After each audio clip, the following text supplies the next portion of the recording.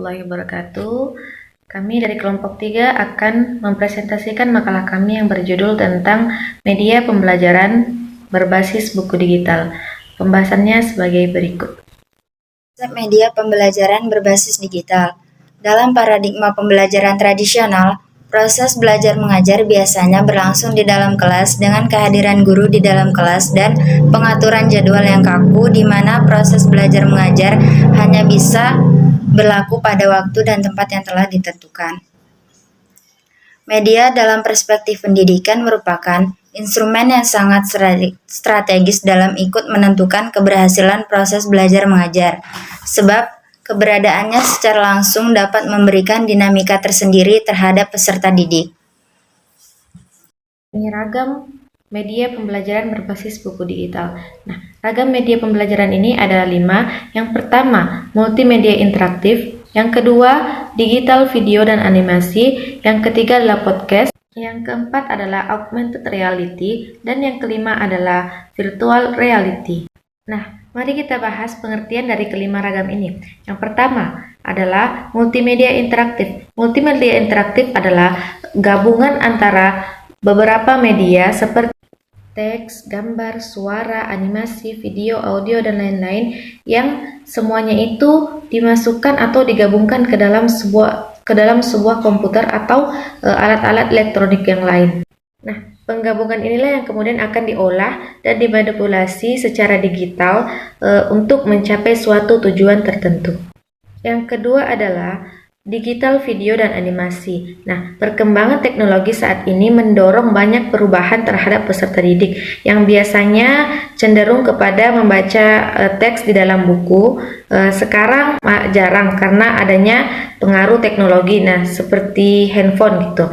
Nah, di dalam handphone ini jadi bagusnya dikenalkan yang namanya digital video atau animasi. Di dalam video ini kita bisa mengajarkan yang namanya e-learning melalui video ataupun animasi-animasi yang dikemas di dalam bentuk pembelajaran secara digital.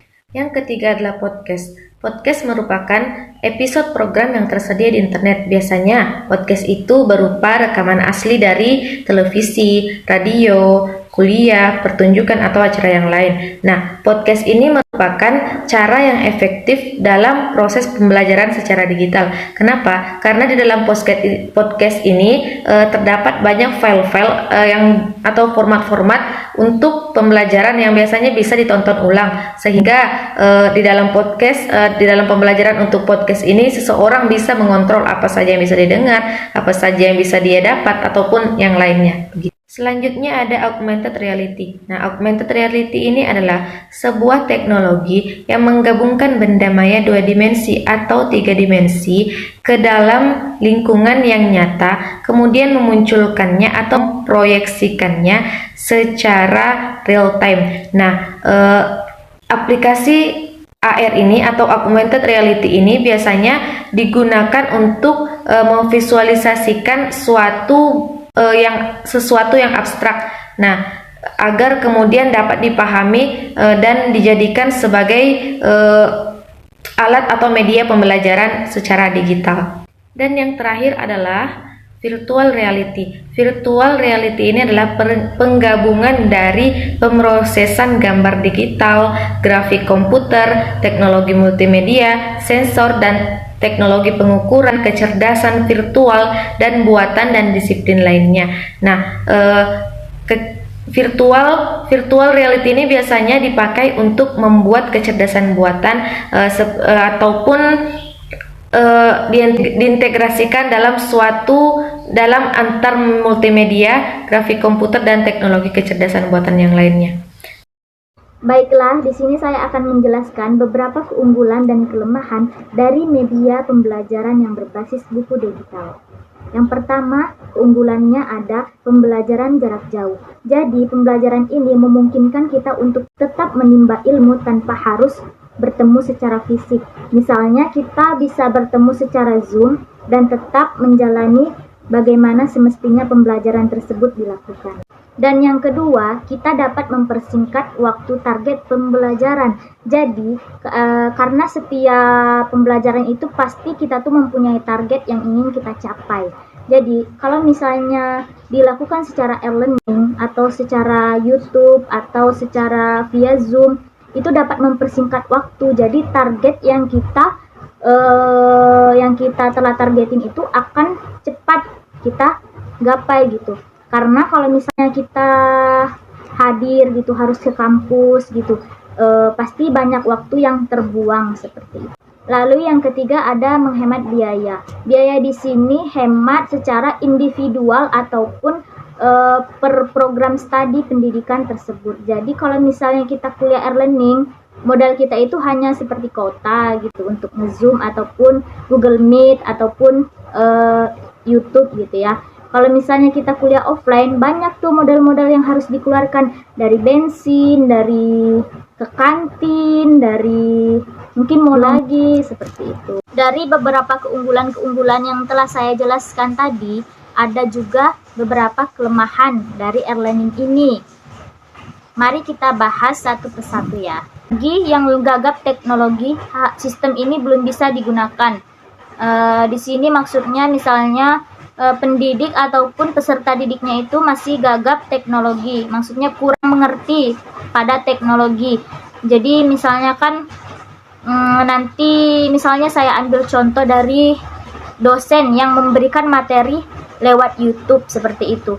Nah, kalau misalnya dosen ini belum mengerti gitu, bagaimana dia bisa mengkaji hal tersebut lewat YouTube kalau misalnya dia itu gagap pada teknologi seperti itu.